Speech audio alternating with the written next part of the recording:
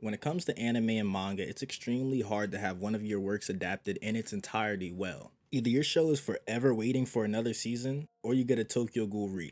It seems like seinen manga gets the short end of the stick compared to its shonen counterparts.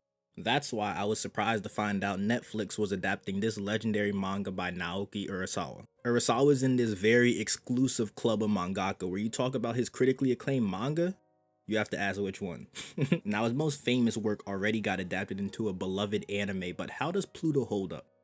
Pluto follows our main character Geist, who's a detective for Europol. While he's on the job, he runs into a predicament. There seems to be a string of human and robot deaths seemingly done by the same person. That would make perfect sense, but there's one issue. All of the crime scenes have no traces of human DNA. But wait, if there's no DNA, how do they know that all the deaths are caused by the same person? At the head of every victim, there are two protruding horns sticking out. Now, Geist is your typical badass stoic detective. He kicks butt, he got a cool little walk, his hand transforms into a gun, he's made out of metal. Oh yeah, did I forget to tell you?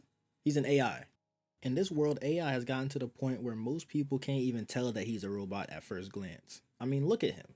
He just looks like my science teacher from 8th grade. Like Geist, there are 6 other AIs who are known as the strongest AIs in the world. While all their personalities differ greatly, there's one thing that they all have in common. They all have PTSD from the 39th Central Asian War. The art and animation looks good. Now, I'm not an animator or an artist, so I can't tell you all the subtle nuances, but I can say this show looks amazing, especially the background scenery. They must have been giving these boys the Mappa treatment the way this show looks. Even the CGI looks good. Now, if you're coming here looking for bombastic fight scenes, you came to the wrong place. The amount of fight scenes that don't revolve around the main cast fighting a tornado can be counted on one hand. But it's really not about the fights, it's about the characters and story. In episode 1, we get introduced to one of the AIs, North Number 2, who is a butler for this old blind dude. At first, the man is very against AIs playing music because he feels AIs just spew data and don't put emotion behind their music.